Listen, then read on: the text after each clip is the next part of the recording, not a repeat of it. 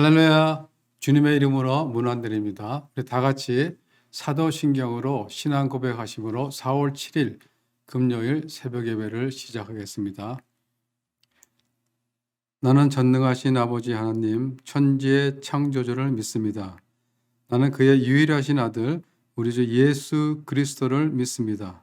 그는 성령으로 잉태되어 동정녀 마리아에게서 나시고 본디오 빌라도에게 고난을 받아 십자가에 못 박혀 죽으시고 장사된 지 사흘 만에 죽은 자 가운데서 다시 살아나셨으며 하늘에 오르시어 전능하신 아버지 하나님 우편에 앉아 계시다가 거기로부터 살아있는 자와 죽은 자를 심판하러 오십니다.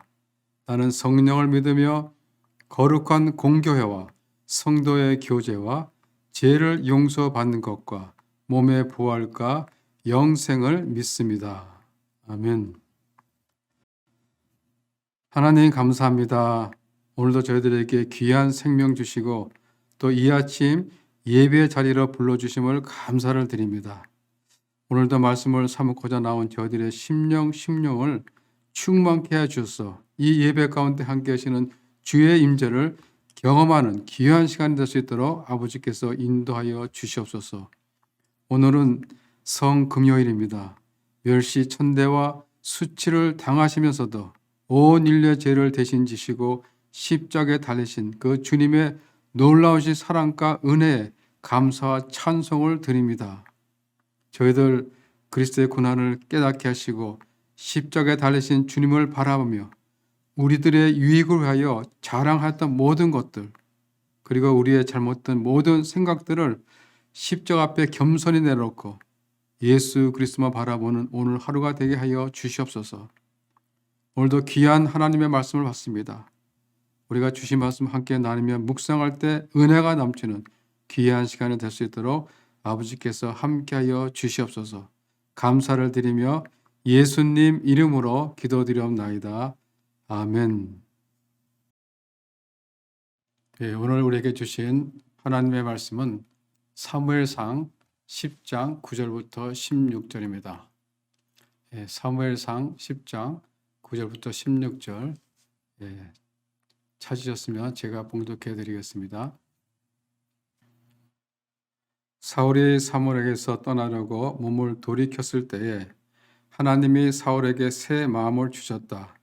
그리고 사무엘이 말한 그 모든 증거들이 그날로 다 나타났다. 사울이 종과 함께 산에 이르자 예언자의 무리가 그를 맞아 주었다. 그때에 하나님의 영이 그에게 세차게 내리니 사울이 그들과 함께 춤추며 소리를 지르면서 예언을 하였다. 이전부터 그를 알던 모든 사람들이 보니 사울이 과연 예언자들과 함께 그렇게 예언을 하는 것이 아닌가. 그래서 그들이 기스의 아들에게 무슨 일이 일어났는가, 사울이 예언자가 되었는가 하고 서로 말하였다. 거기에 사는 한 사람이 다른 예언자들은 어떻습니까? 그들의 아버지가 누구라고 생각하십니까? 하고 물었으므로 사울마저도 예언자가 되었는가 하는 속담이 생겼다. 사울은 예언을 마치고 나서 산당으로 갔다. 사울의 삼촌이 사울과 그 종에게 어디를 갔었느냐 하고 물었다. 사울이 대답하였다. 암나기들을 찾으러 갔지만 찾을 수가 없어서 사무엘에게 갔었습니다. 사울의 삼촌이 또 말하였다. 사무엘이 너에게 무슨 말씀을 하시더냐? 나에게 말하여라. 사울이 삼촌에게 말하였다. 암나기들은 이미 찾았다고 우리에게 일러주셨습니다. 그러나 사무엘이 사울 자신에게 왕이 될 것이라고 말한 것은 그에게 알려주지 않았다. 아멘. 주신 말씀을 다시 한번 천천히 읽으신 후 또 개인적으로 묵상의 시간을 가지시기 바랍니다.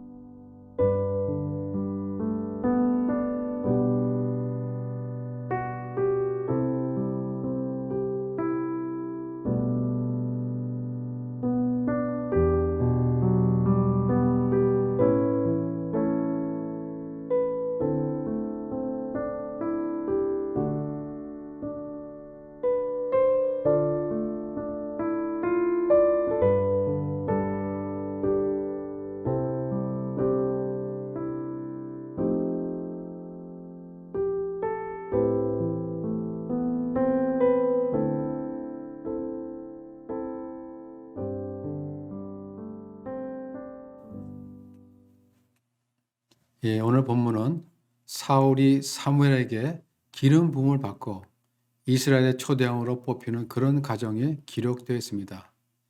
1절에 보면 이에 사무엘이 기름병을 가져다가 사울의 머리에 붓고 입맞추며 이르되 여호와께서 내게 기름 부으사 그의 기업의 지도자로 삼지 아니하셨느냐라고 말씀하십니다.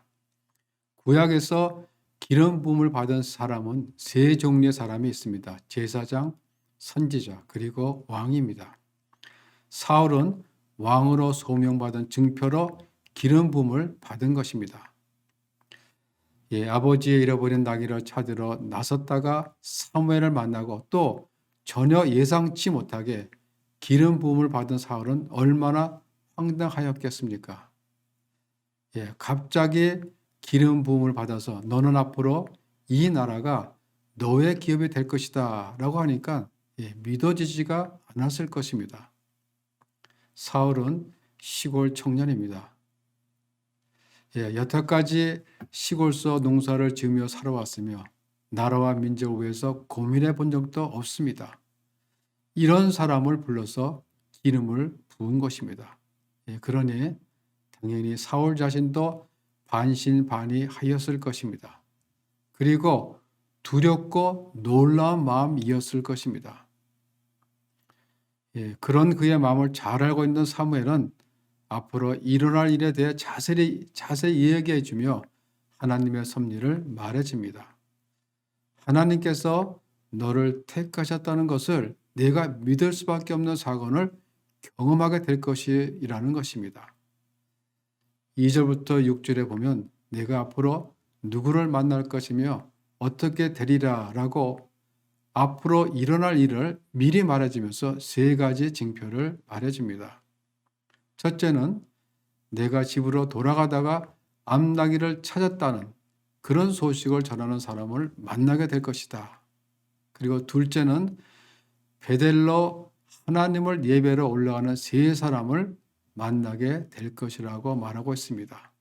그리고 마지막 세 번째 징표는 그야말로 깜짝 놀랄 이야기를 합니다.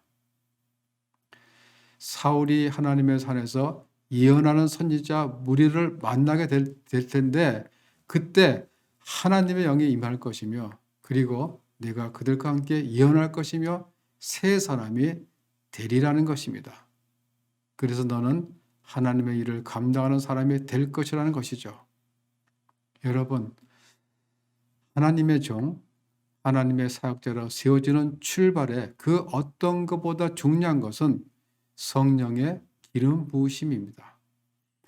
하나님의 영이 임하여 새 사람이 되는 것입니다.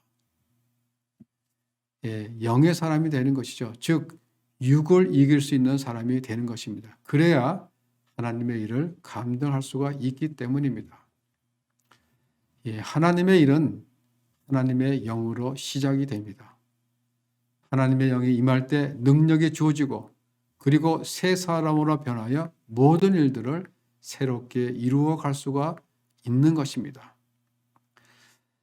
우리가 보기에 부족한 것 같을지라도 성령의 기름 부으심이 있을 때 하나님의 영이 임할 때 그 사람의 삶은 이 세상을 놀랍게 변화시키는 그런 하나님의 일꾼으로 살아가게 된다는 것입니다.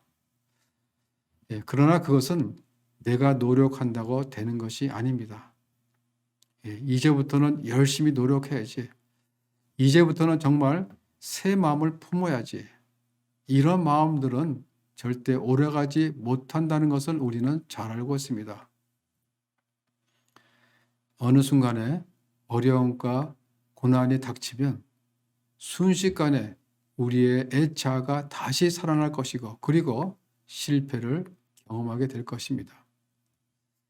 하나님의 기름 부으심, 그것은 내 자아가 깨어지는 순간에 임하는 것입니다.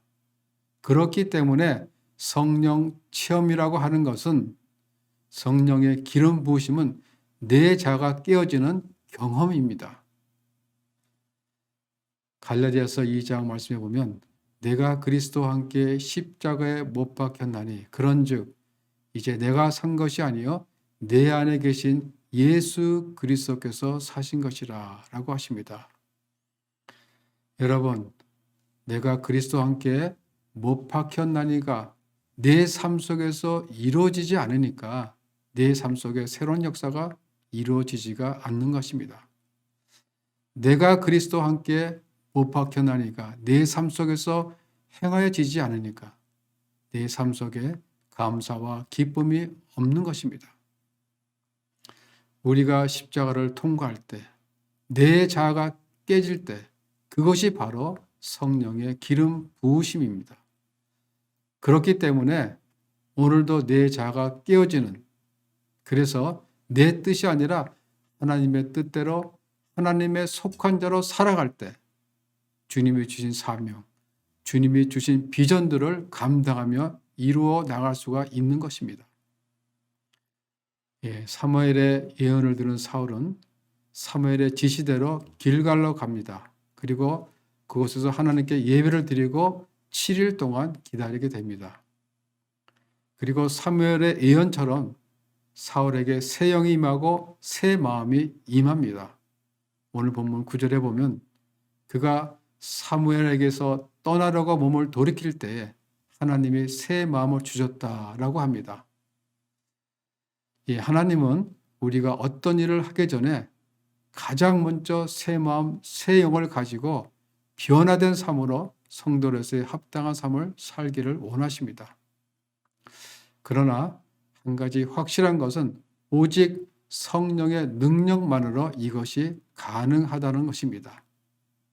성령의 능력은 내 힘이 아니라 하나님의 영이 우리 안에 임할 때 그때 부어주시는 능력입니다. 하나님이 사울의 마음을 새롭게 하셨다라는 것은 하나님의 영으로 말미암아 하나님의 뜻이 무엇인지를 분별할 수 있도록 하였다는 것입니다. 로마서 12장 2절은 우리에게 이렇게 말씀하십니다. 너희는 이 세대를 본받지 말고 마음을 새롭게 함으로 변화를 받아 하나님의 선하시고 기뻐하시고 온전하신 뜻이 무엇인지 분별하도록 하라. 하나님의 영으로 말미암아 우리의 마음이 새롭게 변화될 때 우리는 하나님이 기뻐하시는 것이 무엇인지를, 하나님의 온전하신 뜻이 무엇인지를 분별하는 그러한 삶을 살아갈 수가 있다는 것입니다. 그럴 때 사람들은 감동을 받습니다. 그럴 때 사람들은 놀라는 것입니다. 하나님의 영이 임하여 변화된 사울을 보면서 주변 사람들은 놀라기 시작합니다. 10절에 보면 하나님의 영이 사울에게 크게 임하였다라고 성경은 말하고 있습니다. 내가 알고 있는 사울이 아니다라는 것입니다. 변했다는 것이죠. 11절에 보면 전에 사울을 알던 모든 사람들이 사울이 선지자들과 함께 예언을 한 것을 보고 서로 이르되 기스의 아들에게 무슨 일이 일어났느냐? 사울도 선지자 중에 있느냐? 그 사람이 사울이 맞느냐는 것이죠. 정말 그 사람이 기스의 아들이 맞냐는 것입니다. 내가 아는 사울이 아니라는 것입니다. 변했다는 것이죠. 아니, 저 사람도 교회를 다니냐? 아니, 정말 그 사람이 목사가 되었어? 그런 이야기죠. 정말 예상치도 않은 인물이 되었다는 것입니다. 그렇습니다. 하나님의 영이 그 성령이 임하면 우리가 상상하지 못하는 사람으로 변화됩니다. 새 사람이 되는 것이죠. 그것은 성령이 그 사람 안에 역사하기 때문입니다. 성령의 능력이 그 사람 안에 부어지기 때문입니다. 그러니 사울을 아는 주변 사람들은 놀라지 않을 수가 없는 것이죠. 예수님과 같이 3년 동안 동고동락하면서 수많은 이적과 기적을 경험한 제자들은 어떠하였습니까? 예수님이 십자가에 달리셨을 때 다 도망갔던 겁쟁이들이었습니다. 그리고 그들은 로마 군병에 잡힐까 봐 숨어서 지냈던 것입니다. 그러던 제자들이 오순절 날에 성령이 그들 가운데 임하니까 그들이 다 성령 충만함을 받고 변한 거죠. 죽음을 두려워했던 그들이 아니라 이제는 죽음을 초월한 그런 제자들로 변한 것입니다. 성령의 능력으로 말미암아 우리가 상상하지도 못할 새 사람으로 변한 것입니다. 사도행전 2장에 보면 그때 성령 충만함을 받은 자들이 각기 방언을 하자 그것을 본 사람들이 어찌된 일이나 하면서 다 놀라며 당황하였다라고 성경은 기록하고 있습니다. 예상치도 않은 사람들이 변하면 놀라는 것입니다. 그렇게 겁쟁이였던 예수님의 제자들은 성령 충만함을 받고 새 사람으로 변하여 초대교회를 탄생시키는 주춧돌이 되었던 것입니다. 이렇게 하나님의 영으로 말미암아 변화된 사울을 주변 사람들이 알아차리고 그리고 소문이 퍼지기 시작합니다. 나귀를 찾으러 떠났던 사울의 변화를 눈치채고 제일 먼저 궁금해하면서 호기심을 가지고 꼬치꼬치 묻는 한 사람이 있었는데 그 사람이 바로 사울의 숙부입니다. 15절에 보면 사울의 숙부가 이르되 청하노니 사무엘이 너에게 이른 말을 내게 말하라 라고 하십니다. 사무엘이 자기 조카인 사울에게 무슨 이야기를 했는지가 궁금한 것입니다. 아니 무슨 말을 했기에 사울이 그렇게 변했는지. 그러나 사울은 자기 숙부에게 암나기를 찾았다는 말만 하고 사무엘이 말하던 자신이 왕이 될 것이라는 말은 숙부에게 말하지 않았던 것입니다. 그것은 자신이 왕으로 기름 부음을 받기는 했지만은 아직 정식으로 공포된 것도 아니었기 때문에 하나님께서 자신을 왕으로 세우기까지 경거망동하지 않고 신중히 행동을 했던 것입니다. 이때만 해도 사울은 상당히 신중하고 지혜로웠습니다. 그리고 사울은 사무엘에게 장차 이스라엘 왕으로 등극하려는 예언을 듣고서 자신은 이스라엘 지파의 가장 작은 지파 베냐민 사람이며 또 자신의 가족은 베냐민 지파 모든 가족 중에 가장 미약한 자라고 하면서 겸손의 자세를 잃지 않았던 것입니다. 그리고 그가 이스라엘 왕으로 뽑혔을 때 사람들이 그가 어디에 있는지 찾고 있을 때 사울은 짐 보따리 사이에 숨어 있었던 것입니다. 그만큼 사울은 수줍고 겸손한 자였습니다. 이처럼 사울은 신중하고 그리고 수줍고 겸손한 마음을 가진 이런 모습으로 이스라엘을 다스렸던 것입니다. 그래서 처음에는 이스라엘을 하나님의 뜻 가운데 잘 다스렸습니다. 그리고 백성들로부터 친송도 받았습니다. 그런데 하나님의 영을 받은 사울은 나중에 어떻게 됩니까? 하나님께로부터 버림을 받고 백성들로부터도 버림을 받는 인생의 실패자가 되었던 것입니다. 하나님의 기름 부음을 받았지만 하나님의 영이 그에게 임해서 새 사람이 되었지만 그것이 그의 삶 속에서 지속되지가 않았던 것입니다. 그렇게 하나님의 뜻대로 살지를 못했던 것입니다. 사울이 겸손하고 경건하였던 한때에는 사안의 충고의 귀를 기울일지도 않았고 또 자신을 반대하는 사람들에게 용서를 베푸며 관대하였습니다. 그리고 사울은 하나님만 바라보고 의지했던 자였습니다. 그 동안에는 하나님이 그와 함께 하셨습니다. 그러나 시간이 흐르고 나라가 어느 정도 기틀을 잡아가니까 자만하여 하나님보다 자기를 앞세우고 자신의 욕망과 명예를 내세우며 시기와 질투로 실수와 죄악을 일삼게 되었던 것입니다. 왜 이런 일들이 사울에게 나타났습니까? 그것은 날마다 새롭게 되어야 하는데 그렇지 못하였기 때문입니다. 성령 충만이 지속되지 않았기 때문입니다. 여러분, 성령 충만은 내가 어제 충만했다고 해서 오늘도 성령 충만한 것은 아닙니다. 오늘 성령 충만했다고 내일도 그리고 모레도 성령 충만한 것은 아닙니다. 여러분, 우리가 어제 은혜로 오늘을 살아가는 것이 아니라 오늘 나에게 주시는 하나님의 은혜로 살아가는 것입니다. 그렇기 때문에 한번 변한 것으로 살아가는 것이 아니라 한번 새 사람이 되었다고 계속해서 그렇게 살아가는 것이 아니라 날마다 하나님이 부어주시는 영을 사모함으로 새롭게 하시는 그 새 힘으로 살아가는 것입니다.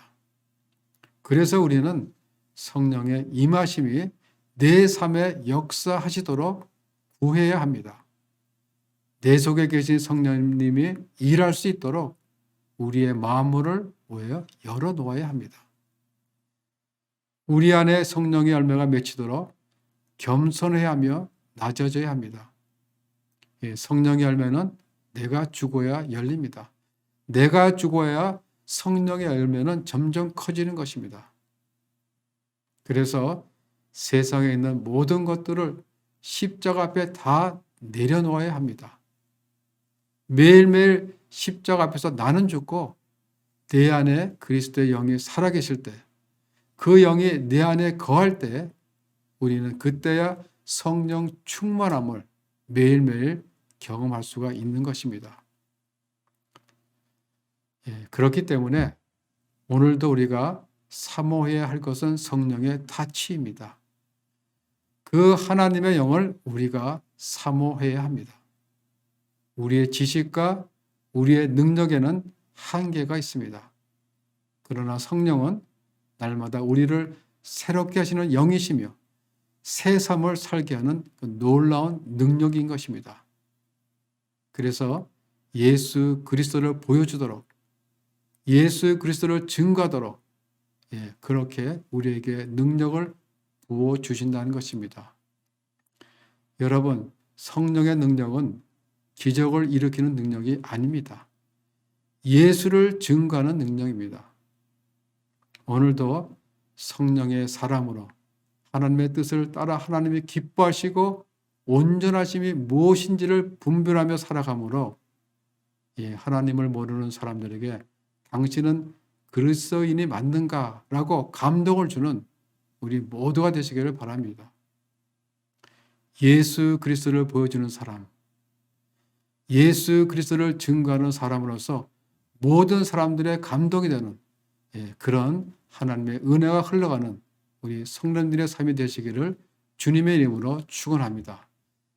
기도하겠습니다. 하나님, 오늘도 말씀 앞에 서게 하시니 감사합니다.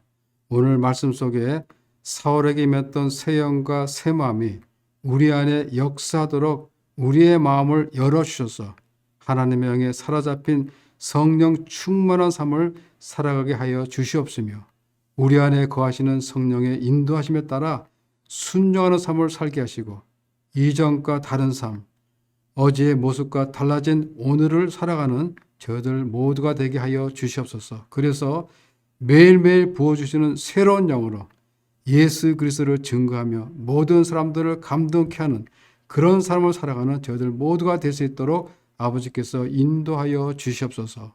감사를 드리며 예수님 이름으로 기도드리옵나이다. 아멘. 하늘에 계신 우리 아버지, 아버지의 이름을 거룩하게 하시며 아버지의 나라가 오게 하시며 아버지의 뜻이 하늘에서 같이 땅에서도 이루어지게 하소서.